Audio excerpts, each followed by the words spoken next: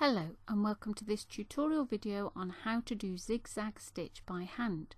You'll use this stitch if you're adding elastic to cuffs and waistbands to maintain the stretch of the fabric. As usual, I'm working onto very pale fabric with a very dark thick thread, just so that it makes it easier for you to see. I'm going to do a few zigzag stitches just onto here, first of all to show you how the stitch is made.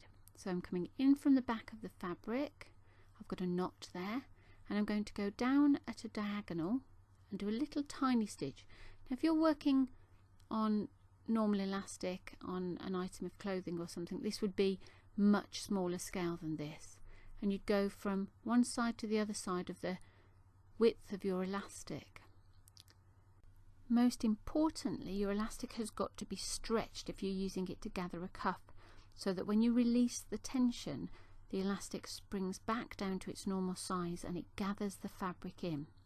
That's why we normally do zigzag on a machine, because we can use our hands to stretch the elastic onto the fabric while the machine is doing the hard work of the sewing.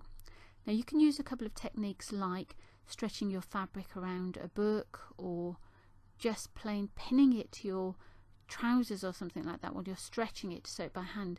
Here I've popped my piece of fabric around a little clear box and zigzagged my elastic over the top while the elastic is stretched, so that when I pull it off, it springs down to its normal size, pulling the fabric in with it, and we get a gather.